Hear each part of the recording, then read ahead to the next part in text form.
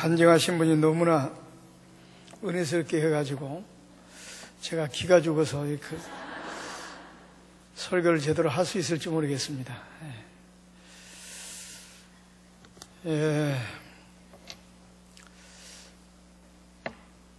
우리가 신앙생활하면서 참 중요한 일들이 많습니다. 예배도 중요하고 또 기도 참 중요하죠. 또 하나님께 예물 드리는 것도 중요합니다. 그런데 그 가운데 가장 중요한 것은 전도라고 생각합니다. 왜냐하면 예수님께서 이 땅에 오셔서 기도는 이렇게 해라, 기도도 가르쳐 주셨고, 또 구제는 또 이렇게 해라, 구제도 가르쳐 주셨고, 금식을 할 때는 또 이렇게 해라. 너무너무 소상하게 적어도 신앙생활 하면서 필요한 모든 것들은 하나하나 찝어가면서 잘 가르쳐 주셨습니다. 그런데 전도를 가르칠 때는 명령형을 쓰셨다는 겁니다. 이건 뭘 말하느냐? 그러니까 우리가 신앙생활 하면서 중요한 것들이 참 많지만 전도가 가장 중요하다는 것을 거기서 우리가 발견할 수가 있습니다. 그래서 예수님께서 이 땅에 오셔서 첫 마디가 뭡니까? 회개하고 복음을 믿으랍니다. 마지막 말씀이 뭡니까? 내 증인이 되라. 또 예수님께 이 땅에 뭐하러 오셨어요? 잃어버린 자를 찾아 구원하기 위해서 오셨다고 그랬습니다. 또 전도인의 일을 하기 위해서 오셨다 그랬어요. 그러니까 예수님께서 이 땅에 오신 목적도 전도고, 첫마디도 전도고, 마지막 유언도 전도고. 그러니까 엄밀히 따지면 우리 기독교는 전도교입니다. 전도를 빼놓고는 존재할 수가 없어요. 그런데 이렇게 중요한 전도에 대해서 그동안 우리는 어떻게 생각했느냐? 전도는 특별히 전도사들이나 하는 것이고, 또 특별히 은사받은 사람이나 하는 것이다. 나는 그냥 성가대로 봉사하면 되고, 나는 교사로 봉사하면 되고, 어디 한 가지 내가 받은 은사를 가지고 봉사하면 되지, 이러면 성도의 의무를 다한 걸로 착각하고 지금까지 신앙생활을 했습니다. 그런데요, 전도는요, 누구나 다 해야 될 의무사항입니다. 예수 믿고 하나님의 백성이 됐다고 한다면 전도는 꼭 해야 될 의무사항이에요. 그래서 영어 성경을 보면 전도라는 말이 나올 때마다 보면은 some이 아니라 must입니다. 영어도 잘 못하면서 영어를 써서 죄송합니다만 좀 설명하기 위해서 하지 않으면 안 되는 의무사항이라는 거예요. 전도는. 아시겠습니까? 이렇게 중요한 전도에 대해서 그동안 우리 신앙생활하면서 너무 소홀하게 생각했다는 거죠. 그렇기 때문에 이렇게 전도가 중요하다는 것을 오늘 깨달으시고 여러분이 전도를 하게 된다면 거기는 놀라운 역사가 나타납니다. 또 요한복음 15장 16절 말씀 보면 이런 말씀이 있어요. 너희가 나를 택한 것이 아니라 내가 너희를 택하여 세웠다고 그랬습니다. 그런데 택하여 세운 목적이 뭐예요? 열매를 맺도록 하기 위해서. 여기서 말하는 열매는 물론 성령의 9가지 열매도 포함되겠지만 믿지 않는 영혼들에게 나서 복음을 전하는 전도의 열매를 말하는 겁니다. 그러니까 하나님께서 나와 여러분을 선택해서 하나님의 아들과 딸로 삼아주시고 우리에게 모든 직분을 주신 것 자체가 사실은 전도하라고, 죽어 있는 영혼들에게 복음을 전하라고 우리를 뽑아서 성도 삼아주시고 우리에게 직분을 주셨다는 것을 여러분 아셔야 돼요. 그렇다면 생각하면 전도가 얼마나 중요합니까? 그런데 그 말씀 이후에 또 뭔 말씀이 나오냐? 너희가 열매를 맺고 난 다음에 너희가 무엇을 구하든지 다 얻게 하려 함이니라. 이 말씀 무슨 말이에요? 전도하고 나서 기도하면 무엇을 구하든지 다 주신다 그 말이에요. 응답을 해주시기 위해서 전도하라고 한다 그 말씀이에요.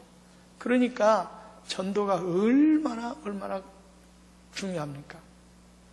그래서 이 전도 가운데 오늘은 가장 열매를 많이 딸 수 있고 가장 쉽고 가장 가치가 있는 전도에 대해서 저는 말씀을 드리려고 합니다. 그게 뭐냐? R.A. 토레이 목사님께서 이런 말씀을 했어요. 세계에서 가장 쉽고 효과적인 전도가 있는데 그것은 15세 미만의 어린 학생들에게 복음을 전하는 것이다. 이런 말씀이었어요. 아리 토레 목사님은 아주 세계적인, 그분은 선교사요, 세계적인 신학자요, 세계적인 목회자였습니다. 그런데 그분께서 평생을 통해서 그리스도의 복음을 전하면서 깨달은 것이 바로 뭐냐면, 우리가 어른들에게 복음을 전하는 것도 물론 중요하지만 그보다는 어린 학생들에게 복음을 전하는 게 훨씬 쉽고 훨씬 중요하고 가치가 있다. 이렇게 역설하셨어요. 그래서 가장 쉬운 전도가 무엇이냐? 저는 어린 영혼들을 대상으로 해서 복음을 전하는 것이 가장 쉬운 전도라고 생각합니다. 가장 가치가 있습니다. 오늘 본문의 말씀에도 보면 씨 뿌리는 비유가 나오죠. 우리는 이 말씀을 너무너무 많이 설교를 통해 들었습니다. 또 많이 읽었고 많이 배웠어요. 근데 대부분 이 말씀을 어떻게 해설하느냐? 이 네 종류의 밭이 등장하게 되는데, 하나님 말씀을 들을 때는 옥토와 같은 마음밭이 돼서 말씀을 드려야 된다. 뭘 틀림없는 말씀입니다. 그런데 거기에 포커스만 맞춰서 여러분 옥토와 같은 마음을 만들어서 하나님 말씀을 들으십시오. 이렇게 설교했고 우리가 이렇게 배웠습니다. 그런데 그 내용을 가만히 문맥을 보면요, 주어, 주격이 뭡니까? 씨를 뿌리는 사람이에요. 씨를 뿌리는 사람. 자, 씨를 뿌리는 사람이 어느 밭에 씨를 뿌리느냐에 따라서 결과가 엄청나게 달라진다는 그런 내용입니다. 자, 그렇다고 생각한다면 예수님께서 이 비유를 줄 때는, 아하, 씨를 뿌리는 사람이 어디에다가 씨를 뿌리느냐가 중요하다는 것을 강조하고 있다는 것을 여기서 우리가 알 수가 있습니다. 그래서 어떤 사람이 씨를 뿌리러 갑니다. 씨를 뿌렸어요. 그런데 길가와 같은 마음밭에 떨어졌습니다.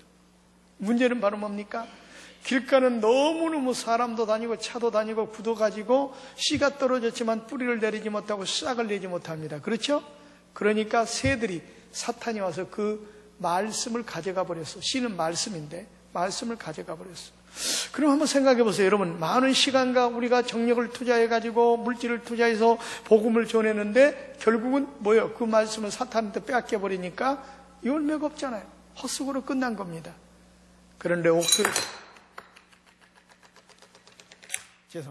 옥토에 씨가 떨어졌어요. 옥토에다 씨를 뿌렸어요. 그런데 거기는 보니까 뿌리를 내리고 싹이 나고 자라더니 100배, 60배, 30배의 열매가 맺혔더라. 여러분 한번 생각해요. 귀향에 우리가 복음을 전할 바에 이렇게 열매가 있는 밭에 복음의 씨앗을 뿌려야 되지 않겠느냐 그 말입니다. 믿습니까? 자, 그렇다면 길가와 같은 마음밭은 어떤 사람을 말하는 건가? 네 종류의 마음밭이 등장하는데 저는 이 말씀에 내가 굉장히 도전을 받았어요. 길가와 같은 마음밭이 어떤 사람인가?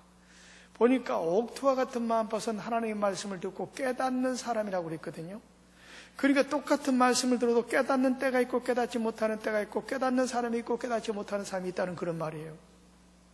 그러면은 길가와 같은 마음밭은 어떤 사람인가? 저는 이렇게 은혜를 받았습니다. 우리 사람을 보통 네 등분합니다. 길가, 돌짝, 가시덤불, 옥토.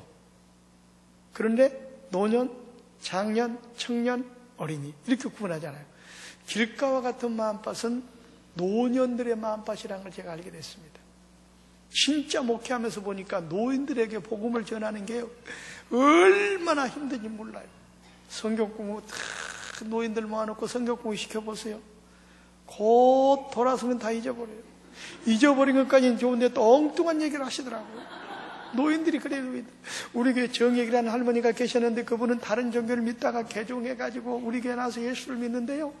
얼마나 교회를 열심히 나오는지 주일 낮 예배, 밤 예배, 철야기도, 새벽기도 빠지질 않는 거예요. 근데 문제는 뭐냐? 그렇게 몇 년 동안 열심히 교회 나와서 예수를 믿는다고 신앙생활을 하는데 변화되는 모습이 없어요. 그분이 인사할 때 어떻게 인사하냐? 손을 합작하고 인사합니다. 안녕하십니까? 안녕하십니까? 제가 그분을 붙들고 해서 이건 절간에서 하는 거예요. 교회에서 그렇게 인사하면 안 됩니다. 그런데 나중에 또 그렇게 인사하는 거예요. 우리 부목사님께서 신방을 갔다 합니다. 전도사님하고. 아파트인데 배를 눌렀어요. 띵동땡. 배를 누르니까 딱 문을 열고 나와서 보더니 왜 큰 목사님은 안 오시고 작은 목사님만 오셨습니까? 옛날에 절간에서 큰 스님, 작은 스님의 습관이 있어가지고 교회에서도 목사를 부를 때 큰 목사, 작은 목사 그렇게 부르는 거예요. 또 그뿐만 아니라 그분이 기도할 때 뭐라고 구시렁구시렁 시부렁구시렁 아니 무슨 방언을 저렇게 받았나. 방언, 희한한 방언도 다 있다고. 방언 받은 게 아니에요. 밑도 끝도 없이 주문을 내온 식으로 구시렁구시렁 하다가 시부렁구시렁 가는 거예요. 다른 사람들이 기도할 때 그렇게 하는 것처럼 느껴지는 거예요. 그렇게 기도하는 거예요. 깜짝 놀랄 기도는 하나님과 살아계신 하나님과 인격적인 대화를 하는 겁니다. 앞으로 기도할 때는 그렇게 하지 마, 이렇게 하지 마. 너무너무 잘 가르쳐줬어요. 근데도 나중에 보니까 또 그렇게 하는 거예요. 그래서 노인들에게 하나님 말씀을 가르쳐 그들의 심령을 변화시키고요, 성도로 만든다는 게 너무너무 힘들다는 걸 제가 알았어요. 그래서 길과 같은 마음밭은 뭐예요? 노년들의 마음밭이라는 거예요. 하나님 말씀을 통해서 변화시키기 너무 힘들어요. 그러면 돌적과 같은 마음밭은 어떤 연령이 한 40대 정도 돼가지고 교회 나온 사람들 보세요. 교회 나와가지고 눈을 감고 있지만 사실은 은혜 받는 것 같이 은혜 받는 졸고 있습니다. 그런 사람들은요, 은혜를 받을 수 없는 구조가 돼 있어. 왜? 처자식 먹여 살인이라고 세상에나 돈벌이 하다 보니 돈 하고 돈벌이 하다가 교회 왔는데, 와서 눈을 감으면은 주님이 생각나야 되는데 주님은 온데 간데 없고 세종대왕만 왔다 갔다 하는 거예요. 그러니 무슨 은혜를 받겠습니까? 그래서 제가 볼 때는 장년들의 마음밭은 바로 돌짝밭 같은 마음밭이다. 그런 사람들은요, 교회에 조금 시험거리 생기고 개인적으로 시험거리 생기고 곧 넘어지면 뿌리가 없기 때문에.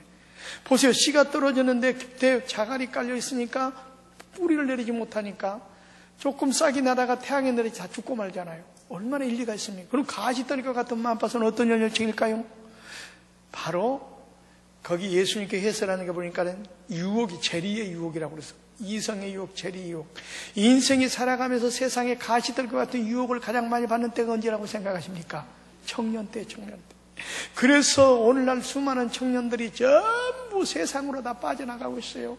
그래서 우리 기독교 교인의 이런 분포를 제가 조사해 봤더니 어느 교회를 가서 보더라도요, 청년 연령 숫자가 가장 적어요. 왜? 수많은 청년들이 세상의 유혹을 이기지 못하고 이성의 유혹, 명예의 유혹, 물질의 유혹을 이기지 못하고 세상으로 다 빠져나가니까 각 교회마다 지금 청년 숫자가 없어요.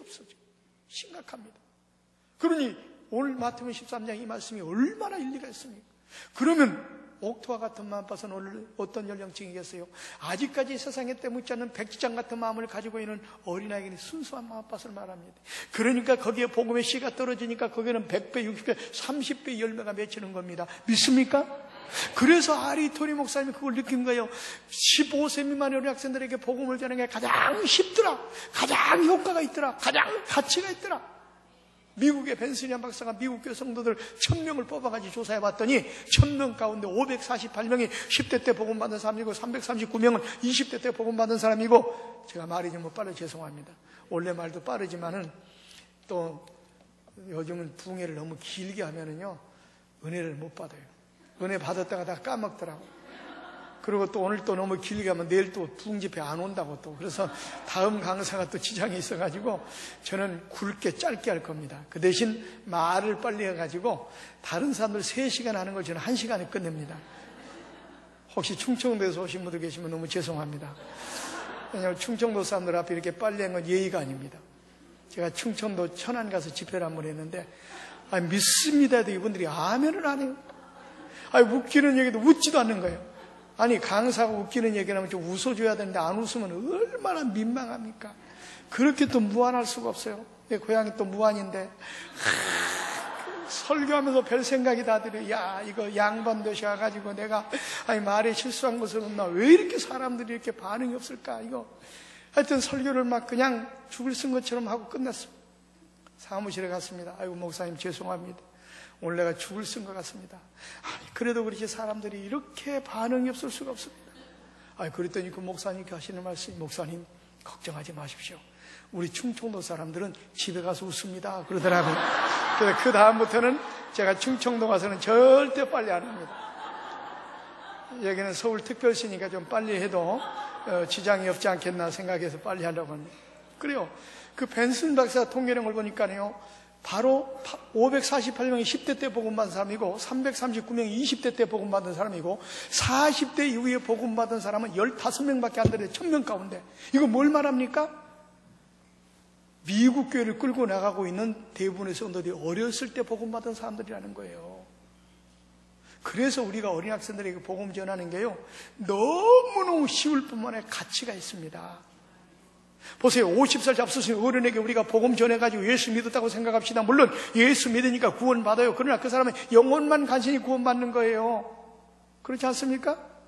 50살 먹을 때까지 어디서 뭐 했겠습니까? 세상에 나가서 먹고 마시고 죄짓고 허랑방탕하게 다 허비해버리고 늙어서 죽을 때 되니까 천부에 의지 없어서 손 들고 옵니다. 회개하고 예수 믿으니까 구원받아요? 그러나 그 사람이 영혼만 간신히 구원받는 겁니다. 일생 다 허비해버린 거예요. 그러나 10살 먹은 어린이에게 우리가 복음을 전해서 그가 예수를 믿었다고 여러분 한번 생각해 보세요. 젊은 시절, 황금 같은 시절 세상에 나가서 먹고 마시고 죄짓고 허랑방탕에 보내지 않고 하나님의 교회에서 많은 날을 헌신하고 봉사하고 충성할 수가 있습니다. 어느 영혼이 가치가 있어요? 어린 영혼이 훨씬 가치가 있지 않습니까? 그래서 제가 간증을 좀 하려고 합니다. 간증을 하기 전에 우리 마음을 좀 열고 오늘 은혜 받아야 돼요. 왜냐하면 전도한다는 게 무슨 특별한 기술 배우려고 하지 마세요. 은혜 받아야 성령 받아야 나가서 전도할 때 거기 열매가 있고 효과가 있습니다.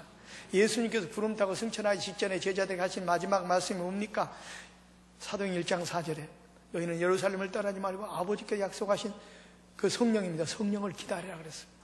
그리고 1장 8절에 그 성령이 너희에게 임하시면 너희가 권능을 받고 예루살렘과 온 유다와 사마리아와 땅끝까지로 내 증인이 되라. 그래, 증인이 되기 위해 전제 조건이면 성령이 임하시면 권능을 받고 나가라는 거예요. 은혜 받고 나가라는 거예요. 그럴 때 어떡합니까? 만나는 10년들만 그들의 마음이 뜨거워져서 돌아오는 역사가 나타나지 우리가 말 잘한다고 전도하는 게 아닙니다. 믿습니까? 그 은혜 받아야 돼. 은혜 받아야 돼. 그래서 은혜 받기 위해서 우리가 간증을 좀 하려고 하는데 마음을 활짝 열기 위해서 우리 교회가 하고 있는 어린이 사역의 현장을 영상을 통해서 우리가 한번 보도록 하겠습니다. 한번 이 시간에 영상을 한번 틀어주시죠.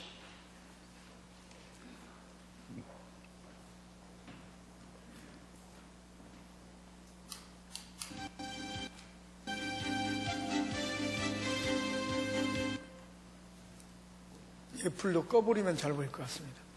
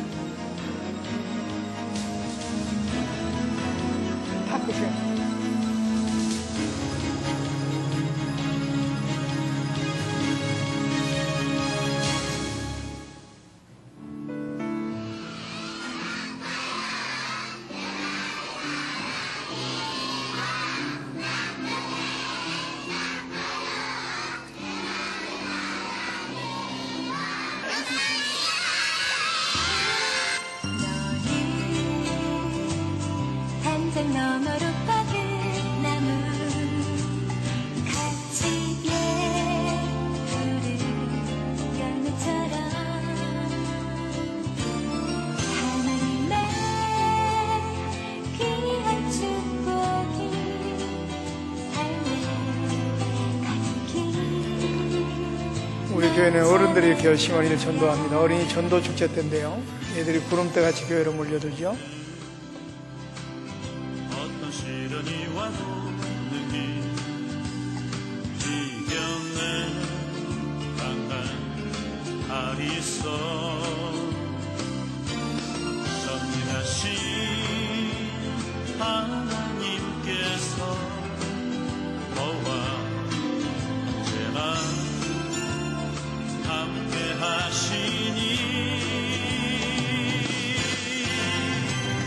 너는 하나님의 사랑 아름다운 하나님의 사랑 나는 널 위해 기도하며 내 길을 축복할 거야 너는 하나님의 선물 사랑스러운 하나님의 열매 주의 품에 꼭 피운 나무가 되어줘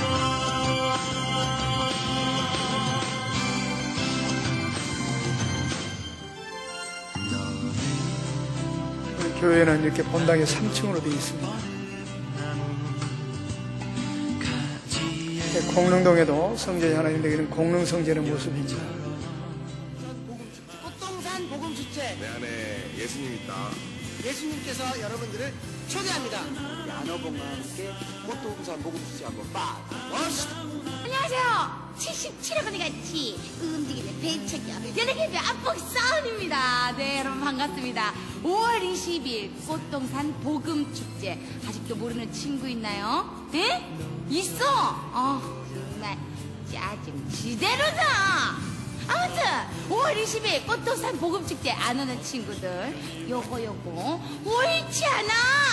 5월 20일 꽃동산 복음축제 우리 어린이 친구들 많이 놀러오세요.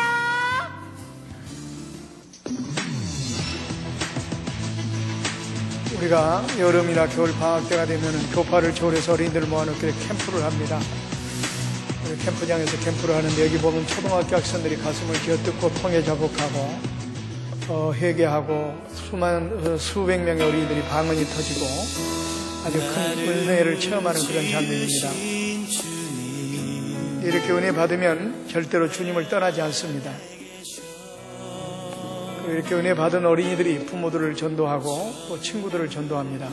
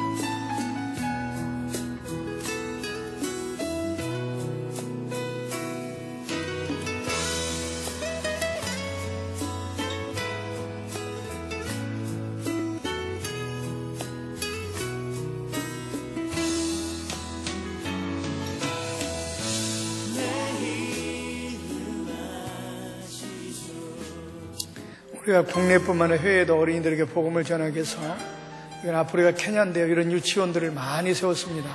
아프리카 동남아 지역에 한 50개 정도 이렇게 세워서 사역을 하고 있습니다.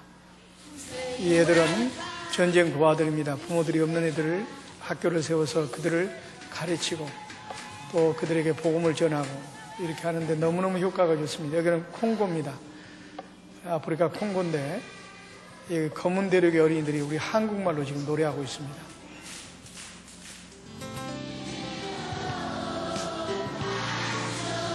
피그미족입니다. 어른이 돼도 키가 저만큼밖에 안 합니다.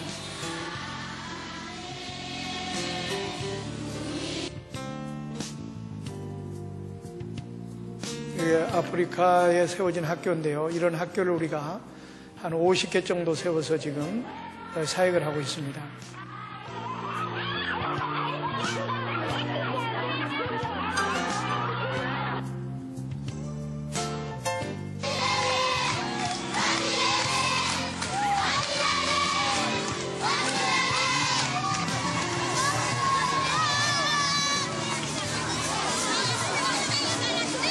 미개한 나라에서도 이렇게 애들이 많습니다. 여기는 필리핀입니다. 필리핀에도 우리가 18개 학교를 세워서 지금 사역을 하고 있습니다. 우리 주일학교 선생님들이 필리핀을 방문했을 때 모습입니다. 우리가 세워서 가르치는 학생들이 이제 우리가 갔다고 해서 이렇게 준비해서 발표를 하고 환영회를 하고 있습니다.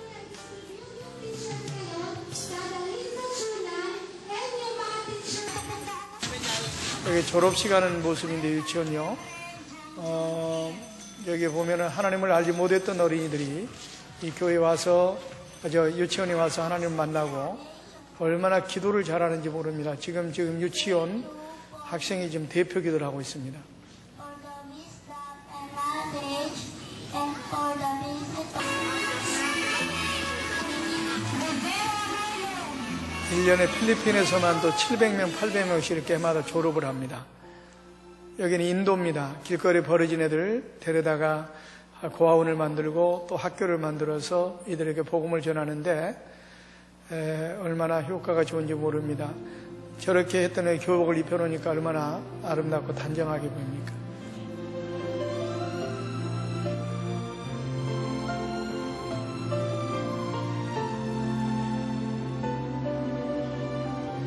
우리가 국내에도 학교를 몇 개 세워서 이렇게 학원 선교를 하고 있는데 학원 선교는 황금어장입니다. 가두리 양식장에 그물을 치는 것처럼 수많은 영혼을 구원할 수 있습니다. 이게 동산정보산업고등학교인데요. 해마다 이 학교에서만도 300명에서 400명 사이에 세례를 받습니다. 세마 기독학교라고 여기는 국제학교 또 대안학교인데요. 국제학교도 있고 초등학교부터 고등학교까지 여러 가지 과정들이 있습니다. 청소년기획 두 번째 여기는 방과후 학교입니다. 우리가 학교가 끝나면 맞벌이 부부 자녀들을 데려다가 이 교회에서 신앙교육도 시키고 숙제지도도 하고 학과 공부도 시켜주고 이런 프로그램들을 가지고 있습니다. CGN투데이에서는 어린이들의 영성과 인성을 동시에 배울 수 있는 주일학교 현장을 찾아가 봤습니다. 정미경 기자입니다. 노원구 삼계동에 위치한 꽃동산 교회. 교회는 청소년들의 학교 생활을 위한 구체적인 대안을 실천하고 있습니다. 바로 자, 우리 여기까지 한번 봅시다. 시간이 없어가지고 다음 것은 나중에 한 번 더 불러드리면 보여드리겠습니다.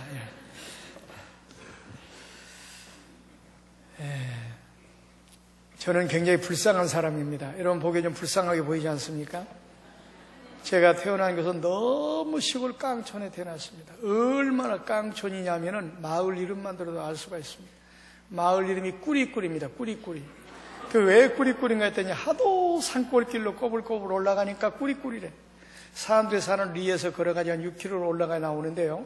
숲속에 초가집이 6채가 있었는데 두 번째 집에 제가 태어났습니다. 네 하고 태어나서 보니까 내 또래 애들이 한 명도 없어 그 마을에는. 왜냐하면 도회지에서 살다가 갈 데 없는 사람들이 모여 사는 그런 촌락이 되다 보니까 여기는 전부 다 노인들만 사는 마을입니다. 노인들은 애를 못 낳잖아요. 그러니까 애들이 없는 거예요. 근데 우리 아버지 어머니는 주책이시 어떻게 된 게 우리 아버지가 60살에 저를 낳았답니다. 우리 엄마하고 나이 차이가 좀 있긴 하지만은 그래서 저는 그 사이에 태어나다 보니까 그 마을에는 애들이 저밖에 없는 겁니다. 눈 뜨고 일어나면 산하고 하늘밖에 안 보이죠. 숲속이니까. 노래들도 없지요. 그러니까 저는 산속에 들어가 산열매 따먹고 산토끼 잡고 꽁 잡고 이렇게 어린 시절을 보냈어요. 근데 문제는 뭐냐, 우리 아버지 어머니가 저를 만드시느라고 노년에 얼마나 고생을 하셨던지 하여튼 골병이 들어서 그런지 병치레 하시다가 또 일찍 돌아가셨어요. 저는 그래도 형님 스라에 자라게 됐습니다. 근데 우리 형님은 또 우리 집이 얼마나 초원에 가난했던지 초등학교 때 학비가 몇 푼 안 되는데 학비를 안 주는 거예요. 그래서 창피해서 학교를 다닐 수가 없어요. 그래서 저는 초등학교 6학년 때도 중퇴하고 말았습니다. 그러니까 제가 얼마나 불쌍합니까? 촌놈에다가 부모님도 안 계시죠. 초등학교 졸업도 못했죠. 집도 가난하죠. 너무너무 불쌍하잖아요.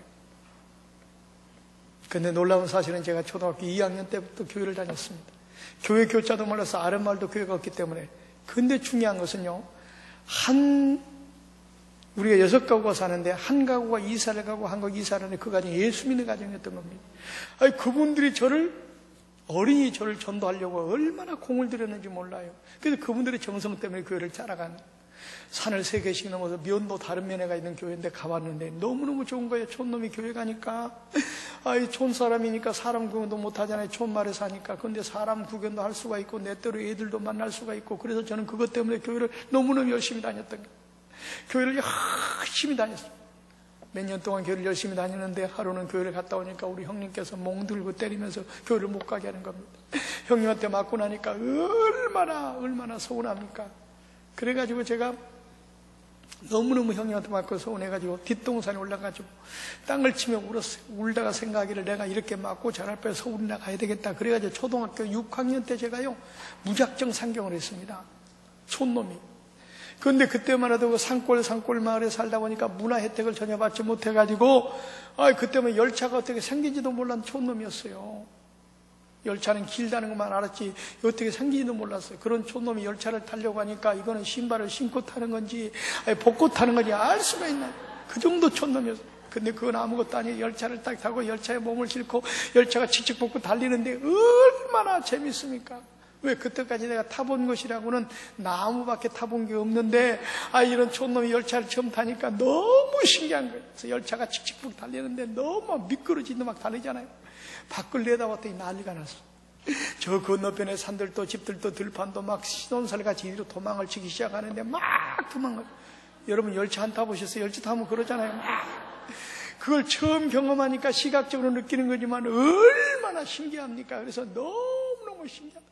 이제 그걸 구경하며 서울을 향해 오는데 오후 4시 반에 차를 탔는데 서울역에 4시 반에 도착하는 차예요. 그러니까 12시간 걸리는 차니까 중간 정도 오니까 날이 컴컴해지잖아요. 날이 컴컴해지니까 어떤 일이 생깁니까? 열차 칸에 전기불이 켜지는데 또 그걸 처음 보니까 얼마나 신기해. 유리관 속에 불빛이 쫙 켜지는데 그걸 처음 보니까 너무너무 신기한 거예요. 왜? 그때까지 내가 불이라고 본 것은 집에서 호롱불, 등잔불밖에 안 봤다네. 등잔불. 여러분 등잔불 얘기하니까 이 잡던 생각이 나요. 옛날 또 시골에 이가 얼마나 많았습니까? 그래가지고 저녁만 되면 호롱불 하나 딱 켜놓고 식구들로 둘러앉아가지고 속옷 벗어가지고 이 잡는 게 일이야. 그쵸? 이가 주로 어디 숨어 있습니까? 저도 많이 잡아봤어요. 팬티 고무줄 주름진데. 또 옛날 빤스는 옆에 바늘 자국이 있어서 거기 떠들어가지고 이를 잡아가지고 손톱으로 죽이면요 피가 툭툭 터지고 얼마나 재밌는지 몰라. 이거 진짜 이거 이 안 잡아본 사람들은 몰라요. 진짜 이 잡는 게 재밌습니다. 그런데 큰 이는 보이니까 이렇게 잡아가지고 손톱으로 죽이는데 조그만 썩가리는 또 보이지도 않아요. 썩가리는. 그죠? 그러면은 그 지저분한 팬티를 이빨로 막 자근자근 씹어가지고 자꾸 너무 깨끗한 척 하지 마세요. 다 옛날 우리 그렇게 살았어요. 그 다음에 또 그때는 이런 난로가 없고 하룻불이라는 게 있어. 하룻불. 성격 급한 사람도 이 잡다가 안 되면 더 털면요 이가 떨어져가지고 콩 볶는 소리 나고 두두두두두두.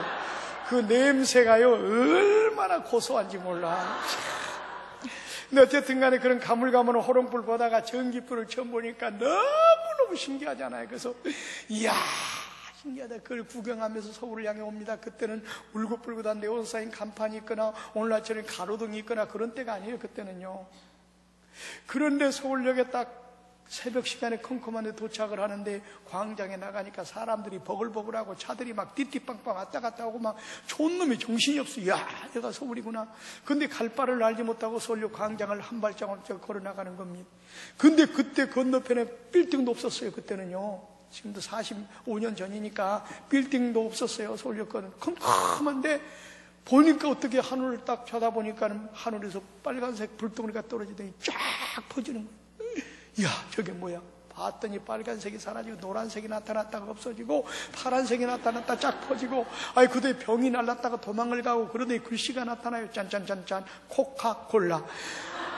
코카콜라를 선전하는 전광판을 촌놈이 처음 본 겁니다. 이야 그걸 처음 보니까 얼마나 신기합니까?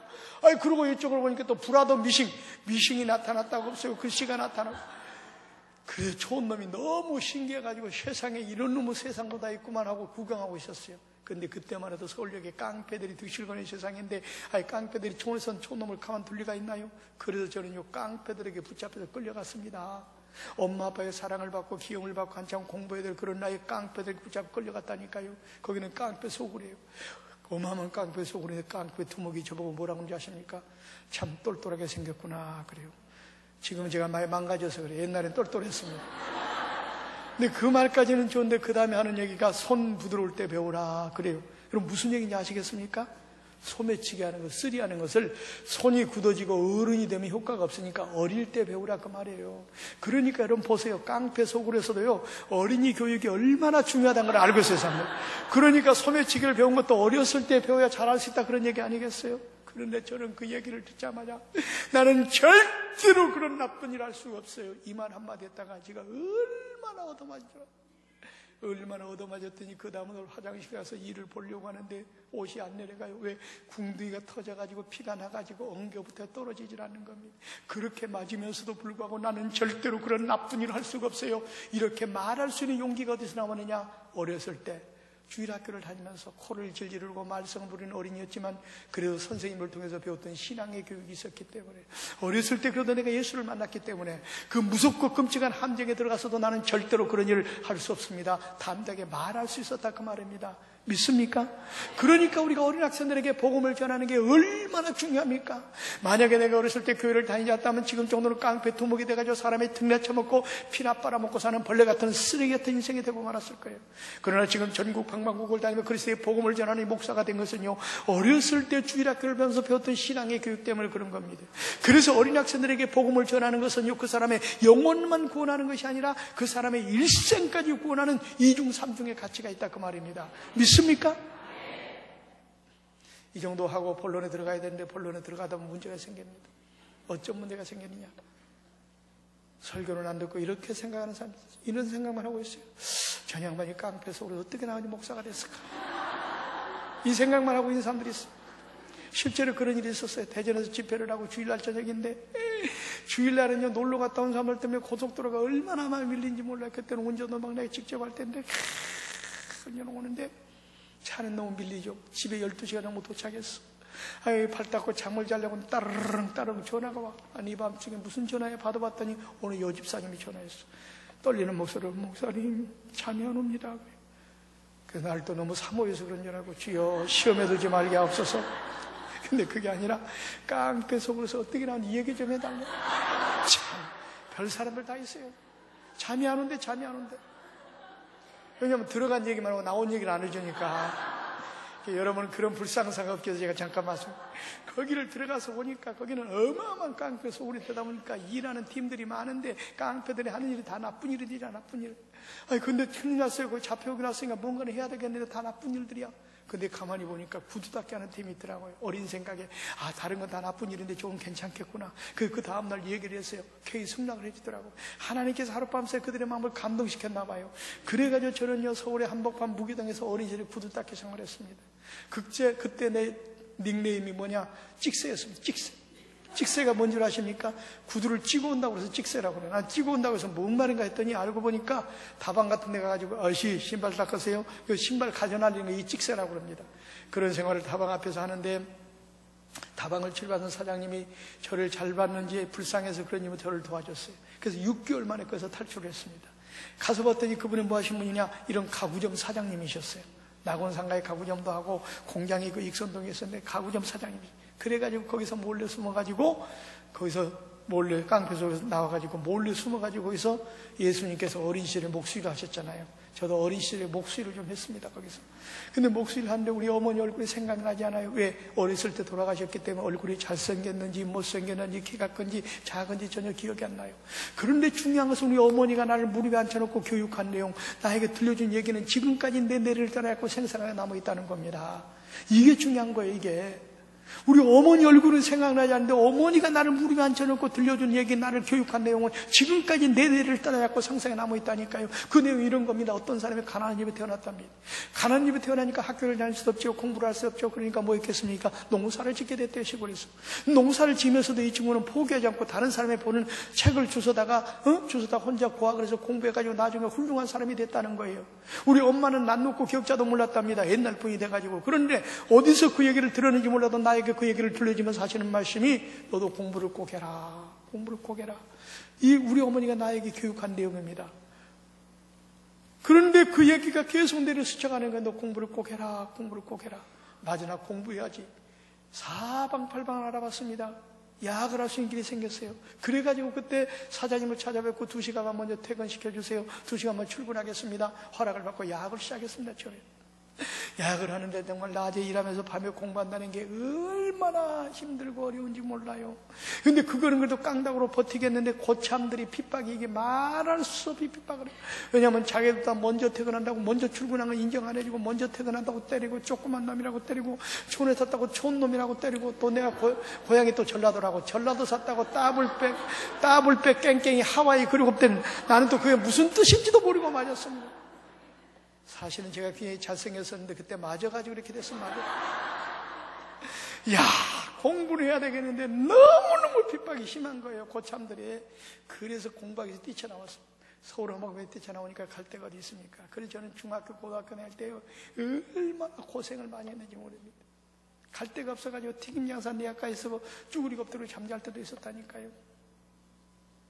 나중에 도서관을 알게 됐어요. 저 중앙시장에 가면 희망도서관이라고 5층에 있는데 도서관, 그때는 무슨 엘리베이터가 있습니까? 뭐합니까? 그 도서관이 있었어요. 그 도서관 가보니까요, 요즘에 도서관 시설들이 얼마나 잘 돼 있습니까? 옛날엔 딱딱한 세면바닥에 딱딱한 의자, 딱딱한 책상에 난로도, 그때는 연탄난로, 갈탄난로 때문에 갈탄난로, 거기서 쭈그리 엎드리고 잠을 자고 생활합니다.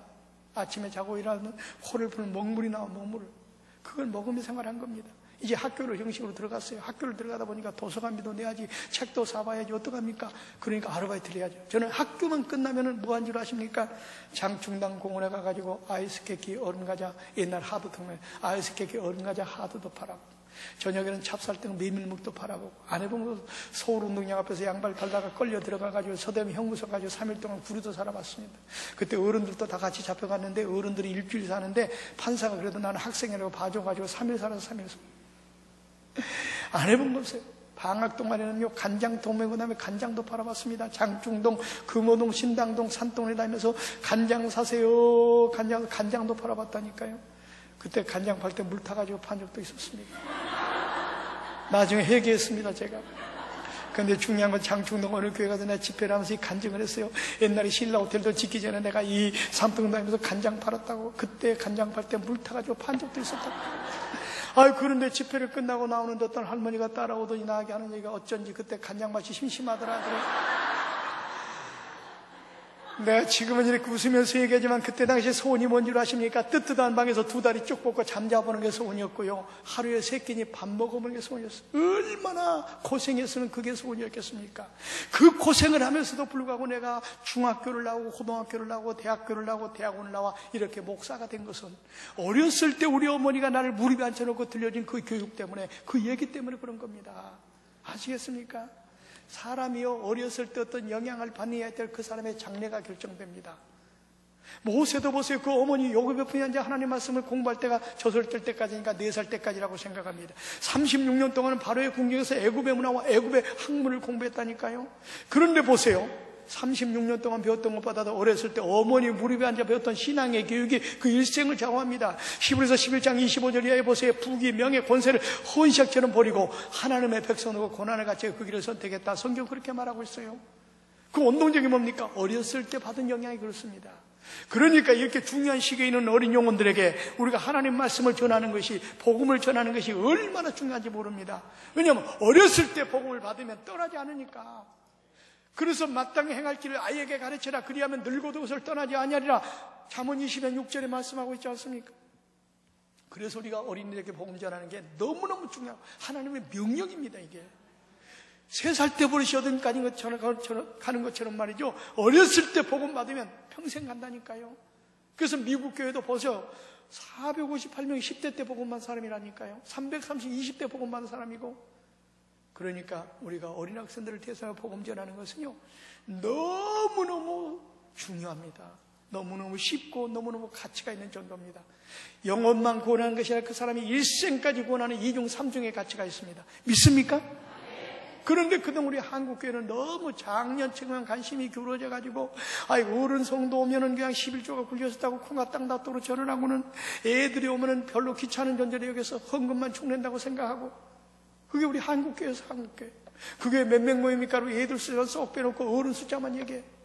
어디 성경 어디를 보더라도 어린이 영혼과 어른이 영혼 차별된 것이 어디가 있습니까? 오히려 한 생명은 천하보다 귀하다고 그랬어요. 어린이 생명도 한 생명입니다. 그렇지 않습니까? 그런데 왜 교회에서는 애들을 갖다가 숫자에 넣지 않습니까? 이게 잘못된 거 아니에요? 그러다 보니까 우리 한국교회는 지금 심각한 딜레마에 빠져 있습니다. 이걸 여러분은 아셔야 돼요. 그래서 저는 한 어린 학생들의 복음 전하는 영혼만 아니라 일생을 구원하는 길뿐만 아니라 우리 한국교회를 살리는 길입니다. 우리 한국교회가 얼마나 심각한 딜레마에 빠져 있는지 여러분 아십니까? 1년에 3,000교회가 지금 문을 닫고 있습니다. 교회가 부흥이 안 되니까요, 간판을 내리는 교회 1년에 3,000교회, 3,000교회. 이건 통합적인 손인웅 목사가 전국적으로 조사한 결과입니다. 우리 개신교 교회의 숫자가 얼마나 많이 떨어진 줄 아십니까? 10년 전에 1200만이었는데 861만으로 떨어졌어요. 39만 명이 떨어졌습니다. 이게 보통 심각한 문제가 아닙니다. 지금 점점 떨어져 가고 있어요. 각 교회마다 열심히 전도들을 하는데도 불구하고 전체적인 평균 숫자를 보면 개신교 교회의 숫자가 쭉쭉쭉쭉 떨어져 가고 있어요. 이런 추세로 나가다 보면 앞으로 40년, 50년 지나면요, 한국 교회 대부분 교회들이 다 문 닫을 수밖에 없어요. 이미 유럽 교회가 지금 그렇게 하고 있어요. 유럽에 저는 89년도 유럽 여행을 갔다 깜짝 놀랐어요. 가는 도시마다 얼마나 웅장한 교회 건물들이 많은지 몰라요. 축복받은 땅이라고 그랬어요. 그렇게 교회들이 뾰족뾰족한 종탑에 웅장한 건물이 막 축복받은 교회 지역이다. 왜? 교회가 많아가지고. 그래가지고 관광을 하면서 교회가 너무나 웅장하고 아름답고 그래가지고 보고는, 야, 우리 주일날 영어는 잘 못하지만 기왕이면 와서 현직 교회에서 예배를 드려보자. 그래가지고 택시를 잡았다고 주일날 호텔에서 그냥 그 교회를 찾아가는데 그렇게 웅장한 교회가 문이 닫혀 있어요. 예배드릴 성도가 없기 때문에 문 닫은 지가 오래된다면 이게 유럽이에요. 유럽. 제가 몇 년 전에 런던에 집회를 갔다가 깜짝 놀랐습니다. 집회를 마치고 유럽열차를 타고 우리 장로교회 본거지라서 스코틀랜드를 가봤습니다. 에딘버러 지역을 먼저 딱 내렸는데요, 얼마나 교회가 많은지 모종 보는 것 같아요. 그런데 문제는 교회가 철조망이 쳐 있고 교회가 색당으로 변해 있고요. 교회들이 다 그래요. 이단들에 팔려가지고 교회가 전부 다 막 예수님 형상 다 긁어내고 있고. 이게 유럽입니다. 유럽. 교인들이 피땀 흘려서 헌금해 지은 교인분들이 전부 다 이제 식당, 술집으로 변하고 뭐 창고로 변하고 전부 다 이단들에 팔리고 있다니까요. 왜 그런 줄 아십니까? 성도들이 없으니까, 교회 운영이 안 되니까 그렇게 되는 겁니다. 그래서 89년도에 갔을 때 교회가 문이 닫혀 있고 그러니까 예배는 드려야 되고 주일날이니까, 야, 그래서 택시를 잡았다고 또 어느 교회를 찾아갔습니다. 갔더니 그 교회는 건물은 큰데 성도들이 한 60명 정도 예배를 드리고 있어요. 그래가지고는 그 교회 예배를 딱 마치고 왔으니까 목사님 한 만나 뵙고 가자. 갔더니 노인들만 보이는 교회인데 성공회 같은 교회 신부님이라고, 신부님. 그래서 그분과 대화를 하는데 그분이 한국을 2번이나 다녀갔답니다. 그러면서 그분이 그래요, 한국에 갔을 때 보니까 한국교회가 놀랍게 부흥한 걸 보고 왔습니다. 여의도 수목교회 가서 예배도 드려봤답니다.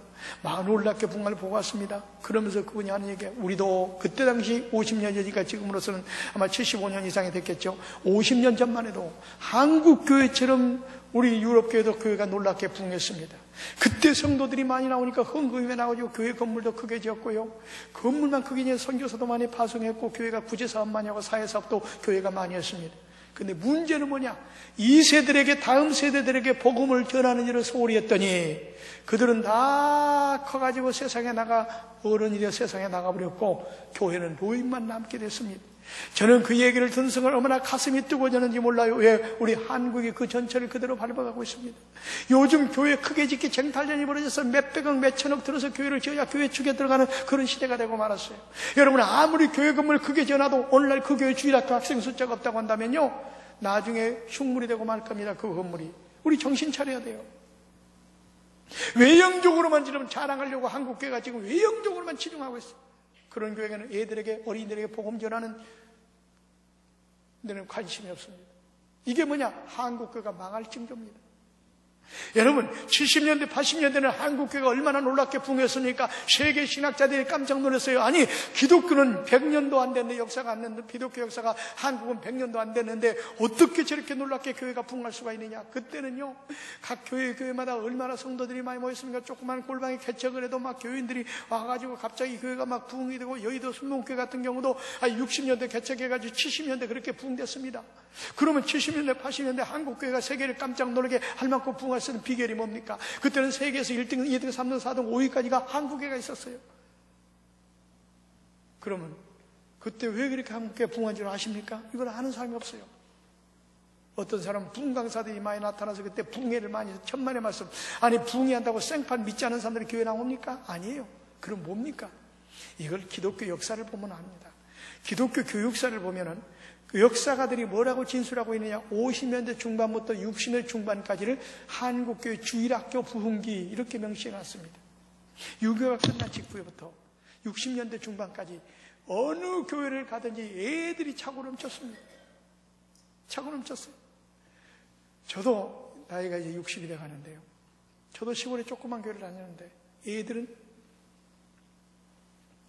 어른은 한 50명밖에 모이지 않는 그런 조그만 교회였어요. 애들이 200명이 넘게 모였습니다. 그때 제가 박사학위 논문을 쓰면서 서울의 유력한 교회를 다 조사해 봤는데 60년대만 해도 영락교, 중흥교 같은 경우도 어른 숫자보다 어린 숫자가 더 많았습니다. 어느 교회를 가든지 간에 애들이 차고 넘치는 때가 60년대였습니다. 그러니까 보세요. 그때 애들이 나이가 먹어서 점점 어른이 된 때가 언제입니까? 20년, 30년, 70년대, 80년대예요. 그러니까 70년대, 80년대가 한국교회가 그렇게 놀랍게 부흥할 수 있었던 것은 20년대, 30년대 각 교회마다 주일학교가 차고 넘쳤기 때문에 그 애들이 자연 증가한 겁니다. 물론 젊었을 때 세상에 나갔다가 어른이 돼가지고 꾸역꾸역 어떤 계기가 돼서 교회로 다 몰려들게 된 거예요. 이걸 여러분 아셔야 됩니다. 그런데 지금 현주소는 어떤 일을 하십니까? 어느 교회를 가보더라도 기절초풍할 정도입니다. 어른이 10,000명 모인다는 교회가 애들이 1,000명도 안 모입니다. 1,000명도. 기독교 방송 PD가 몇 년 전 우리 교회는 애들이 좀 모이니까 어린이집에 취재로 왔어요. 그래가 취재로 왔는데 강남에 어느 교회를 갔다 왔답니다. 그때 강남에 그 교회가 3만 명 어른이 모일 때였습니다. 근데 애들이 몇 명 모인가 봤더니 3만 명 모이는 교회가 애들이 900명 모이더래요. 900명. 여러분 3만 명이라는 어른은 앞으로 죄송합니다 40년 50년 있으면 이 땅에 계시고 싶어도 못 계셔요. 다 천국 가야 돼. 그러면 그 교회를 누가 끌고 나갑니까? 그 애들이 커가지고 어른이 돼가지고 그 교회를 끌고 나갈 텐데 그 교회가 어떻게 되겠어요? 3만 명이 헌금해서 운영하는 교회가 900명 100% 못 올라갑니다. 중등부 올라갈 때 떨어지고 고등부 올라갈 때 떨어지고 작년부까지는 50%도 못 올라가요. 그러면 400명이 헌금해가지고 운영될 것 같습니까? 운영 안 돼요. 그러면 문 닫는 겁니다. 유럽처럼. 한국교회 그래요. 지금 세계에서 가장 크다고 하는 교회가 우리 한국에 있지 않습니까? 75만 명이라고 해요. 어른 성도가. 애들이 10,000명이 안 됩니다. 지금 아십니까? 자체평가 그래 애들이 10,000명이 안 돼요. 그러면 75만 명이라는 성도로는 앞으로 40년 50년만 지나면 다 천국 갈 텐데 그 교회 어떻게 되겠어요? 75만 명이 헌금해서 운영했던 그 모든 기관들이 운영될 것 같습니까? 이게 보통 심각한 문제예요. 한국교회가 지금 이렇게 심각한 위기에 빠져 있다니까요. 그래서 이런 위기에 빠지는 한국교회를 살리려고 한다면 다른 대안이 없습니다. 열심히 각 교회마다 주일학교 살리기 운동이 일어나가지고 주일학교가 부흥돼야 그 교회에 미래가 있고 한국교회 미래가 있습니다. 그렇지 않으면 한국교회는 소망이 없습니다. 이게 보통 심각한 문제가 아닙니다, 여러분. 그래서 저는요, 감히 말씀드립니다. 이 교회도 미래가 있는 교회가 돼야 됩니다. 그러기 위해서는 어떻게 해야 돼요? 열심히 나가 어린 영혼들에게 복음을 전해 주일학교를 살려야 됩니다. 그렇지 않으면 한국교회 소망 없어요. 여러분 교회도 소망이 없어요. 그렇지 않으면.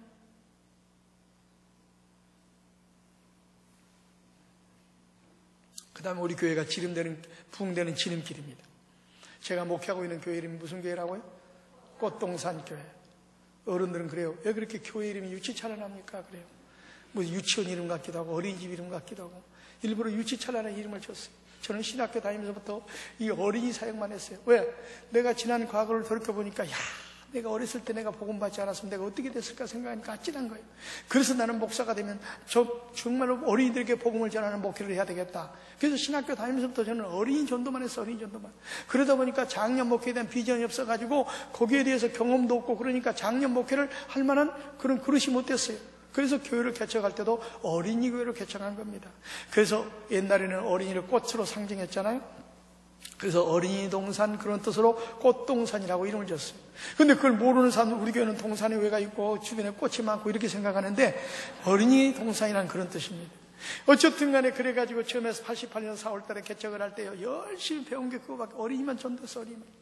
어린이만 열심히 연대해가지고 한 1,000명 모아놓고 7월달 여름 성경학교 돼가지고 여름 성경학교를 합니다. 그때 막 열심히 가르쳤어요. 그리고 난 다음에 이제 애들한테 초청장을 보냈어요. 부모님들 모시고 와라. 왜? 성경학교 때 병을 발표하니까 오지 축하해 주십시오. 그 얼마나 올까 생각했는데 얼마나 어른들이 많이 온 줄 아십니까? 개척교회가 애들만 1,000명 앉아서 자리가 꽉 차는데 어른들은요 1,000명만 온 게 아니에요. 2,000명, 3,000명 온 겁니다. 왜? 엄마도 오고 아빠도 오고 할머니, 할아버지까지 오다 보니까 그때 내가 느낀 게 바로 그 아하, 요즘 부모들은 자식에 대한 애착이 너무너무 많다는 걸 알겠어. 그래서 우리 교회는 모든 전도 전략이면 애들을 딱 전도하니까 자동으로 부모들이 따라오다. 그래서 전도 전략을 이렇게 쓴 겁니다. 그래가지고 그때 어린이들 발표를 하면서 어른들 다 들어오질 못해가지고 창틀 뜯고 1층이니까 뒤에 문 다 뜯어버리고 바닥에 신문지 깔고 앉고 그래가지고 발표를 했습니다. 그 다음 주일날 기적이 일어났어요. 어떤 기적이 일어나느냐? 여름 성학교 한번 하고 나서 다음 주일날 발표를 했는데 어른 성도가요 개척교회가 한 주에 132명이 등록을 하게 된 겁니다. 136명이 등록하게 된 겁니다. 그러니까 여러분 한 주에 136명이 등록했다는 이건 기적입니다. 개척교회가 기적이 일어난 거예요. 기적. 그때 용기를 가져서 이거구나. 그래가지고 이제 어른을 위한 총동원 전도주의를 딱 써붙였어요. 그래가지고 10월 30일에는 엄마 아빠를 모시고 오는 날이다 계속 광고를 합니다. 엄마 아빠를 모시고 오는 날이다. 근데 애들한테 매니마스로 안 되더라고. 그때 남대시장을 나가봤더니 전자 손목시계가 처음 나왔을 때요. 그때 88년 시계도 귀한 때인데 전자 손목시계가 나왔는데 칼라프라고 너무너무 멋있는 시계들이 굉장히 많이 나온 거예요. 그 5,000원밖에 안 해 하나예요. 그래서 내가 샘플을 몇 개 샀습니다. 사가지고는 어린 예배 시간에 설교를 마치고 광고 시간이 됐어요. 그 시계를 돌렸습니다. 얘들아 만져만 봐라고 돌렸어요. 전부 다. 그 다음에 광고를 했어요. 여러분 10월 30일 아빠를 모시면 시계를 하나씩 줍니다. 엄마를 모시면 시계를 하나 더 줍니다. 2개를 준다고 그러니까 애들이 눈이 뒤집어져 가지고요. 그때요 우리가 3,000명을 목표로 3,000명이 차고 넘쳤습니다. 어른이. 그래가지고 우리는 개척을 4월 달에 개척을 해가지고요 11월 첫 주에 장년부가 500명 이상 출석하고 어린이가 1,000명 출석하는 교회로 부흥하게 된 겁니다. 그래서 그때부터 우리 교회는 모든 전도 전략이 바로 뭐냐? 애들을 통해서 부모들을 전도하는. 왜? 요즘 부모들은요 애들 말을 얼마나 잘 듣는지 몰라. 요즘 애들은 얼마나 부모 말을 안 듣는지 몰라. 그렇죠? 거꾸로 됐어요. 거꾸로. 그래서 그걸 이용한 겁니다. 이거구나. 요즘 부모들은 자식에 대한 애착이 많아요. 왜? 한 가정에 한 명, 두 명 받고 자식이 반우상이 되어버려서 그러다 교회를 정하는 것이나 종교를 바꾸는 것이 어른들의 몫이 아니야. 이제는 애들이 교회를 정하면 쫄쫄쫄 따라오고 애들이 종교를 바꾸면 따라받고 이런 시대가 됐다니까요. 그래서 어린이들에게 복음 전하다 보니까 작년부터 부흥돼서 우리 교회는 지금 개척한 지 26, 7년 됐지만요. 6, 7년 됐지만 2만 명 개척성도에 매주마다 12,000명 이상 출석하는 그런 교회가 됐어요. 물론 여기는 어린이까지 다 포함해서 그렇습니다. 어린이도 어른 영어도 똑같으니까. 그러나 짧은 기간에 우리 교회 이렇게 부흥된 거 아니겠습니까? 그럼 우리 교회 부흥된 비결이 뭔 줄 아십니까? 우리 교회 성도들 대상으로 제가 논문을 쓰며 조사했어요. 여러분 꽃동산교회 등록하게 된 결정적인 동기가 어디 있습니까? 42.6%가 자녀들 때문에 어린이 때문에 우리 교회에 왔다는 거예요. 그래서 우리 교회는 어린이 때문에 부흥한 교회입니다. 여러분 교회도 또 폭발적으로 부흥하려고 한다면 열심히 어린이를 전도하면요 어린이 영혼만 구원하면 자동적으로 고구마 캐면 다 쭉 따라오듯이 부모들 다 따라오더라고요. 2중 3중의 가치가 있는 거예요. 믿습니까?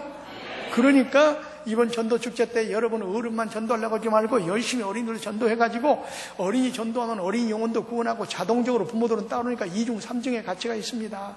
그래서 우리 교회는 지금도 모든 전도 전략을 갖다가 어른 중심에 어린이 전도를 하고 어린이들이 또 부모들을 전도하게 하는데 이게 얼마나 효과적인지 몰라요. 그래서 아까 영상 보셨죠? 어린이 복음 축제 때. 이 어린이 복음 축제 때가 되면은 모든 성도들이 열심히 나가서 어린이를 전도합니다. 한 사람이 3명씩 데려가야 돼요. 그날은 3명이 전도하지 않고 혼자 오면 교회도 못 들어오게 합니다. 물론 한 번도 못 들어오게 한 적은 없지만 광고는 그렇게 광고. 근데 그것만 가지고 왔으니까 교구대항을 합니다. 교구대항 한 교구가 300가정 이상인데 교구대항을 해가지고 1등부터 5등까지 뽑아가지고요 교구에서 1등만 했다 하면은요 그 교구 식구들 300가정 이상 되는 사람들 전부 다 하와이 전부 다 하와이 2등 했다면 사이판 전부 다 보내줍니다. 그러니까 우리 권사님들 집사님들이 얼마나 열심히 왜 하와이 가려고 하와이를 다 보내준다니까. 저기 포천 가면 하와이 원천이 있거든요. 거기 보내. 그 옆에 하면 사이판 원천도 있고. 얼마나 우리 권사님들 집사님들 열심히 하는지 목사지만 제가 감동을 받는다니까요. 새벽기도 끝나고 나가서 전도하고 저녁에 애들이 학원 막 12시에 끝나잖아요. 그때가 전도하고 잠도 없나 봐. 그렇게 열심히 전도. 근데 문제는 바로 뭐냐? 그래서 어린이 복음축제 때 일을 전도를 하면 그 다음에 작년부터 등록 숫자가 쭉 올라갑니다. 왜요? 애들이 복음축제 때 한번 와서 보고 나 교회 다닐래 그러면 애들만 보내질 않아요. 요즘은 왜? 길도 건너야 돼, 차도 타야 되고 그러니까 위험하니까 유괴당할까봐 사고 날까봐서 부모들이 똘똘똘 따라옵니다. 따라오면은 전부 다 어른들은 어른교실에 예배되면 애들은 예배교실에 예배되고 그래 전부 다 등록시키고. 그러니까 결국 뭡니까? 우리는 주일학교 때문에 작년부가 부흥되고 해마다 우리가 수능시험 본 애들이 400명 이상씩 해마다 수능시험을 봅니다. 그러니까 해마다 몇백 명씩 작년부로 올라오는 거 아니겠습니까? 또 그뿐만 아니에요. 미래의 어른 성도가 된 애들이 와그라그라그라그라그랍니다. 호망했어요. 그래서 우리 교회는요 결혼을 해도 시집을 가는 게 아니야. 남자를 데려온다니까. 왜? 우리 교회에서부터 유치부터 잘하니까 그래요. 그래서 나만큼 주례 많이 한 사람도 없어서 토요일날 매주마다 주례 한두 건 없는 주간이 없어. 또 내가 주례를 잘해서 그러는지 우리 요즘 젊은 사람들이 기술이 좋아서 그러는지 하여튼 결혼식만 올렸다면 우리 교회는 또 10달도 안 해서 애 낳는 사람들이 굉장히 많아요. 그러다 보니까 주보 원축 등남 낳고 또 낳고 얼마나 소망했습니까? 근데 어떤 교회 가서 보면 맨날 요단강 건너가 만나리 요단강 맨날 장례만 이런 소망이 없잖아요. 여러분의 교회가 정말 소망 있는 교회가 되기를 원하십니까? 열심히 나가 어린 학생들에게 복음을 전하면요, 결국은 부모들이 오니까 다 젊은 사람들이 오는 거예요. 젊은 사람들이. 교회가 젊어져. 그러니까 어린 영혼도 구원하고 부모 영혼도 구원하고 또 미래가 있는 교회가 될 수가 있습니다. 이게 바로 한국교회를 살린 것이고 우리 교회가 부흥되는 지름길입니다. 믿습니까? 이번에 전도축제 때 여러분 은혜 받으시고 열심히 나가 여러분 주변 어린 영혼들을 건져야 돼요. 그래서 어렸을 때 그들이 복음 받으면 청소년 문제도 다 해결되는 겁니다. 알겠습니까? 요즘 청소년 범죄 문제가 사회적인 문제가 되고 있잖아요. 그 문제를 해결하시는 방법은 뭐냐? 어렸을 때 그들의 마음속에 예수의 피로 물들게 만들어야 돼요. 복음을 전해놓으면 청소년 범죄 걱정할 필요가 없습니다. 어두운 세상이 밝아져요. 믿습니까? 그 다음에 내가 축복받는 일입니다. 저는 여기 총신 나왔는데요. 총신 처음에 들어가니까 74학번인데 그때는 상도동에서 넘어다녔어요. 옛날에 저 남영동 길이 안 나가지고 상도동에서 와가지고 버스 타고 와가지고 여기서 걸어서 이렇게 넘어다녔습니다. 그때는 우리 학교 다닐 때. 근데 문제는 뭐냐면 넘어다니다가 이제 나중에 기숙사를 들어갔는데 다른 친구들이 너무너무 부러운 거예요. 다 아버지가 장로님이고 아버지가 목사님이고 학비 다 대주죠. 용돈 다 주죠. 그런데 나는 누가 학비 대는 사람이 있나요? 용돈 주는 사람이 있나요? 공부라도 잘하면 장학금이라도 받을 때는 공부도 별로 못해가지고 장학금도 못 받고. 그러니까 어떻게 내가 아르바이트를 해야 돼. 저는 학교만 끝나면 아르바이트 했습니다. 뭐 한 줄 아십니까? 버스칸에 책장사였습니다. 여러분 조용한 자정에 죄송합니다. 천자문 책도 팔고 사계구 해야 책도 팔고 10가지 천원 손톱과 기파는 거 머리빗도 해보고 장지갑도 팔아보고 안 해본 것도 없습니다. 가위도 팔아봤습니다. 이 가위로 말씀드릴 것 같으면 영등포에 자리 잡고 있는 신신공업사에 난 가위로 아직도 안 잊어먹었네. 일본 MB11세에서 제의를 했기 때문에 이 가위는 절대로 부러지지 않습니다 하고 탁 때렸는데 부러져가지고 망신을 당하기도 하고. 그때는 또 차장이 있을 때 차장이 또 못하게 하면 삐지고 타가지고 여러분 조용한 차장에 죄송한데 차장이 또 저 기사들이 브레이크를 팍 밟으면 펑 넘어지기도 하고. 요즘 말로 얼마나 쪽팔리겠습니까? 젊은 나이에.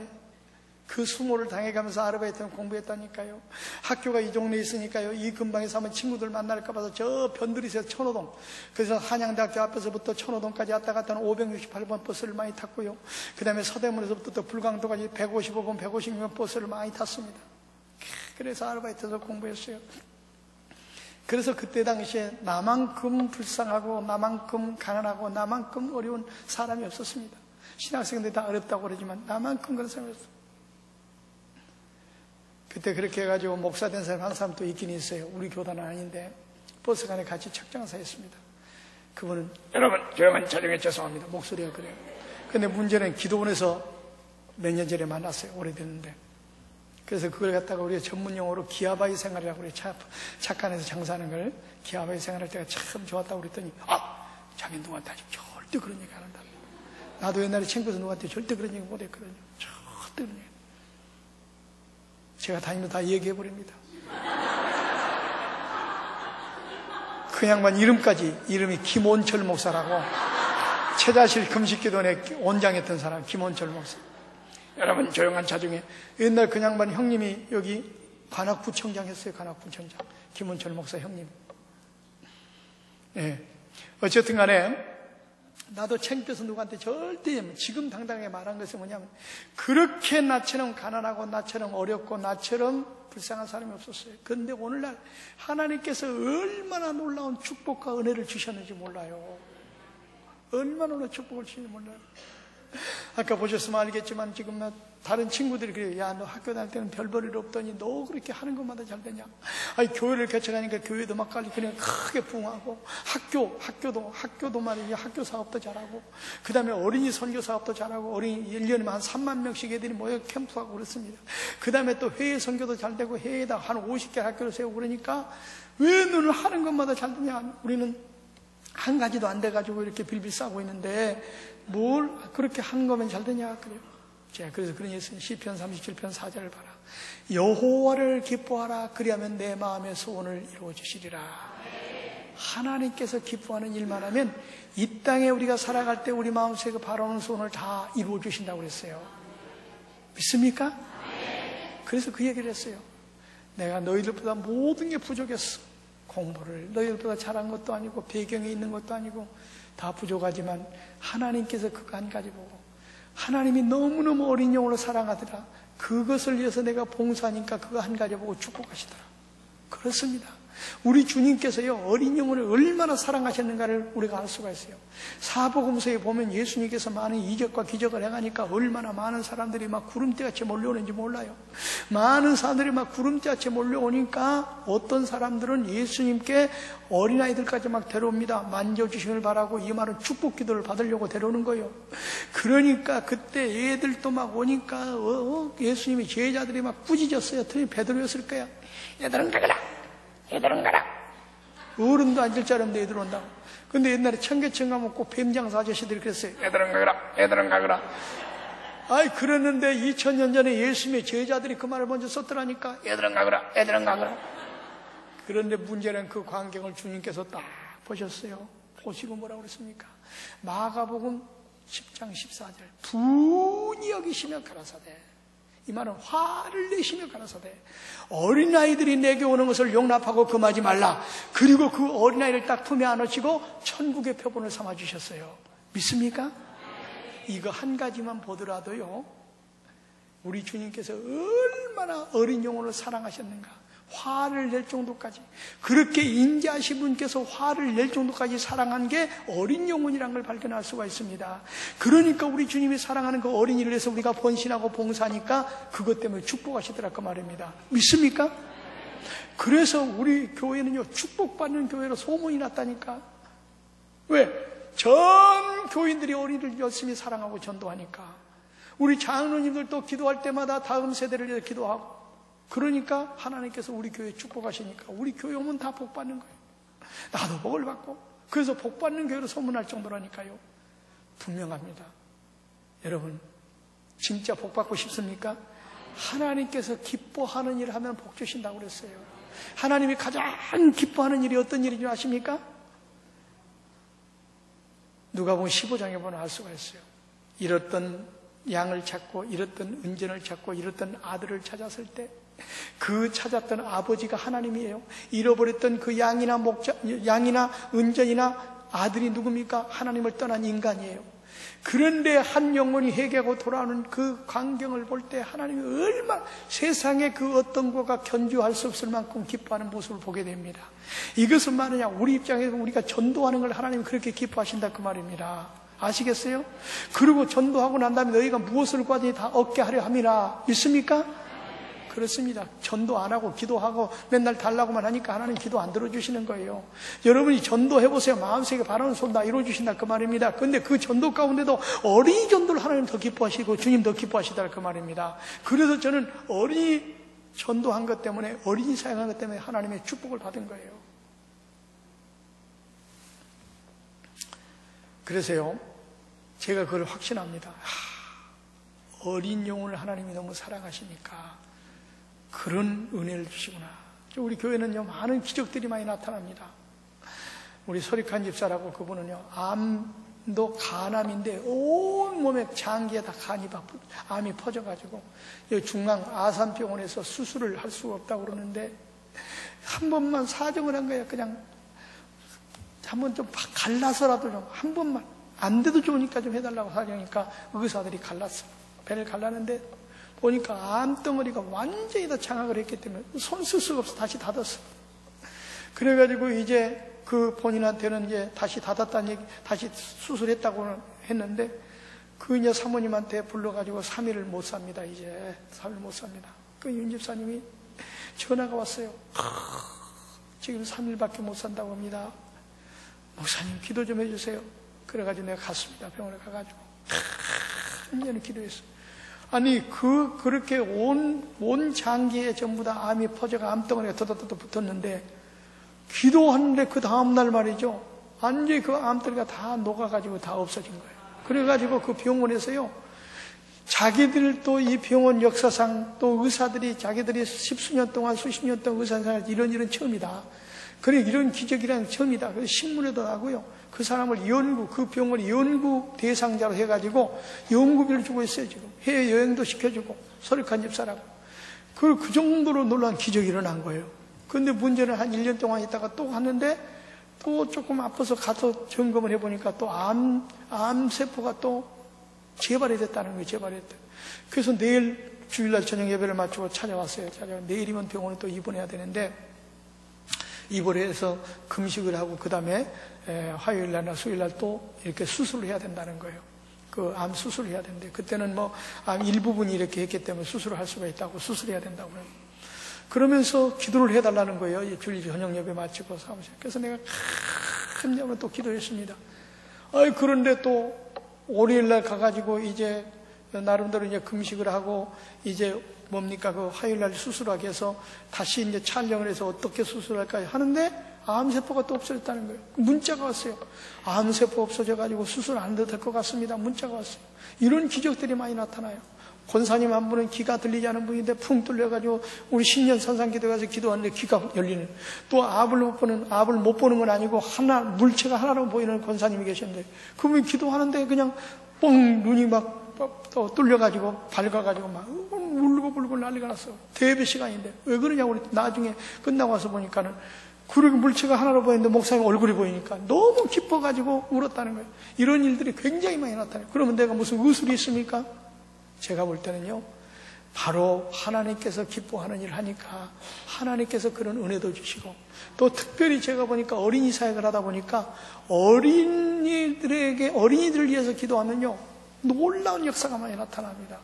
그냥 열이 막 벌떡벌떡 올라가지고 병원에서도 도저히 이거 치료할 수 없는 그런 병이라고 하는데 손만 얹으니까 열이 쫙 내려가요. 또 이렇게 눈이 튀어나오는 희귀병이 걸리는데 백병원에 입원했는데 전도사님이 전화가 왔어요. 근데 이런 얘기 하려면 오늘 밤새도 못하는데 전화가 왔어요. 목사님 바울이가 지금 눈이 튀어나가지고 막 건다는 거예요. 그래가지고 그래서 내가 기도했더니 나중에 집에 갔더니 또 눈이 쑥 들어갔다고. 이런 일들이 굉장히 많이 나타납니다. 그래서 뭐예요? 이게 바로 주의 종에게 하나님께서 그런 은혜를 주신 것은 내가 어린이에서 사역을 하니까 어린이들에 대한 어떤 은사를 주셨다. 그래가지고 또 자녀들 위해서 축복기도 하면은 그 기도가 상달돼가지고 사법고시도 학교 가고 행정고시 학교 가고 취직의 문도 열리는 역사가 나타나고요. 이런 놀라운 역사가. 그래서 우리 교회는 자녀들이 축복받는 교회가 됐어요. 그래서 하나님께서 특별히 어린이 사역을 하니까 나에게 그런 축복권을 주었다 이렇게 생각합니다. 아마 이 교회 목사님은 또 다른 어떤 분야에 대한 하나님이 또 그런 어떤 권세를 주었을 거예요. 주의 종들에게 기름 부음한 종들에게 그런 권세를 주시는데 특별히 자녀들을 위해서 기도할 때 그 놀라운 역사가 나타납니다. 특별히 임신 못하는 사람들 기도하면 우리 교회면요 결혼한 지 15년 13년 됐는데도 임신을 못했다는 사람들이 와가지고 막 임신하고 우리 놀라운 역사가 많이 나타납니다. 그런 일들이 굉장히 많아요. 그래서 지난번에 포항 가가지고 기장집회인데 집회를 하면서 내가 이 간증을 했더니 집회를 마지막 날 와가지고 기도를 해달라고 우리 두 가정이 와가지고 우리 며느리 기도해달라고 그래서 기도를 해줬습니다. 그랬더니 나중에 한 달 정도니까 그 목사님이 전화가 와서 두 가정 다 임신했다고. 그 사람들 또 결혼한 지 몇 년 됐는데도 결혼해. 또 필리핀에서도 있었던 사건 한번 얘기할까요? 필리핀에서는요 말도 통하지 않습니다. 그 사람들 나는 영어도 잘 못해가지고 말도 안 통하는데 군수가 결혼한 지 4년이 됐는데 델몬트시의 군수가 사는 임신을 못한다는 거예요. 그 사람들 천주교인인데. 그래가지고 내가 이제 그랬죠. 우리 교회 나한테 안수기도 받으면 임신할 수 있다고. 그러니까 이 양반들은 4년 동안 애를 못 낳으니까 또 군수 정도 되니까 뭐 좋은 방법 다 동원해봤자 애를 못 낳으니까 애 낳는 게 소원이었던 거예요. 그래가지고 기도를 해달라는 거예요. 그래서 내가 그냥 그 사람들은 알아듣지도 못한 한국말로 그냥 기도를 그런데 놀라운 역사가 그게 응답이 된 거예요. 그래가지고는 난리가 났습니다. 그래가지고 한국에 있는 꽃동산교회 김목사라는 사람이 안수기도하면 애 낳는다.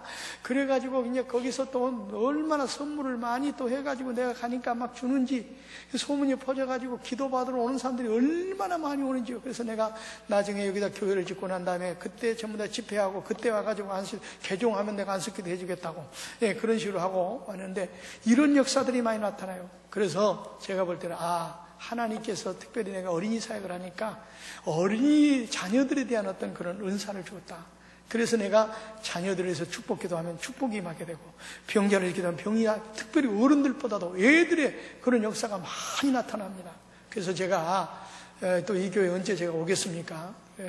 좀 왔으니까 여러분들의 자녀를 위해서 내가 받은 은사가 또 그렇다고 생각하니까 특별히 오늘 밤에 축복 기도를 좀 해드리려고 그래요. 연초가 되고 그러니까 얼마 있으면 구정도 되고 그러는데, 구정 맞죠?